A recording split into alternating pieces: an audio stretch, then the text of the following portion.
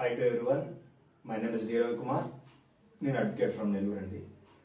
ఈరోజు మనం చూడబోయే టాపిక్ ఇన్ ఫస్ట్ సెమిస్టర్ మనం ఇంపార్టెంట్ క్వశ్చన్ అండ్ ఆన్సర్స్లో మనం ఉన్నాం. అందులో మనం చూడబోయేది ఇప్పుడు లాస్ ఆఫ్ క్రైమ్స్ 1 దాంట్లో మనం చూస్తాం ఏ ఇంపార్టెంట్ క్వశ్చన్స్. వేరే ఓల్డ్ వచ్చేసి ఐపీసీ, ప్రజెంట్ వచ్చేసి బిఎన్ఎస్. కానీ టాపిక్స్ మాత్రం సేమ్ ఉంటాయి కాబట్టి మనం ఏ టాపిక్స్ చదవాలి, అది ఓల్డ్ బుక్ నుంచైనా లేకపోతే న్యూ బుక్ నుంచైనా. సెక్షన్స్ మాత్రమే డిఫర్ అవుతాయి కానీ డెఫినేషన్స్ కానీ కంటెంట్స్ కానీ ఎక్కడ డిఫర్ కావు. కాబట్టి అది విజయ సిరీస్ కానీ ఆర్ఆర్ సిరీస్ కానీ మీరు ఏ బుక్ తీసుకున్నా కానీ ఈ ఇంపార్టెంట్ క్వశ్చన్స్ కానీ చదువుకుంటే మనం హైయెస్ట్ మార్క్స్ని స్కోర్ చేయొచ్చు.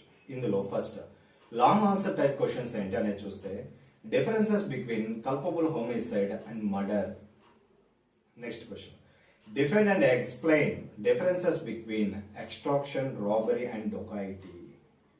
Next question, what are offenses against women? Next question, explain the doctrine of mens rea as an essential ingredient of a penal liability. Next question, private defense, explain its essentials. Next question, what does culpable homicide amount to murder?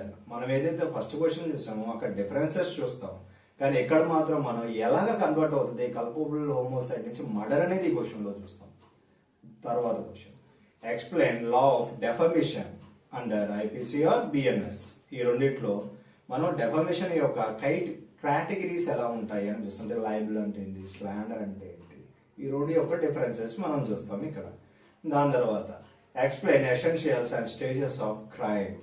ఇవన్నీ long answer type questions. అట్లాగే short answers మనం ఏం చూస్తామంటే men's Riya అంటే ఏమిటి, దాని తర్వాత insanity అంటే ఏమిటి, సెడక్షన్ అంటే ఏమిటి, mistake of law and fact అంటే ఏమిటి, అన్లాఫుల్ అసెంబ్లీ అంటే ఏమిటి, సింపుల్ ఇంప్రిజన్మెంట్ అంటే ఏంటి, చీటింగ్ కానీ, false evidence, define crime, infancy, public nuisance, adultery, intention, homicide, theft, extraction, forgery, abductions, perjury, marital ripe.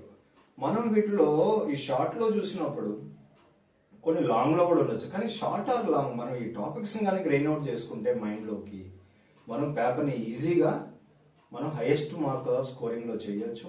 అలాగే వీటి నుండే మనకి పార్ట్సీ కూడా వచ్చేదానికి 100% ఆస్కారం ఉంటుంది. కాబట్టి ఎన్ని టాపిక్స్ మీరు గ్యాదర్ చేసి బాగా చదువుకుంటారని అనుకుంటున్నాము. All the best to everyone. Thank you.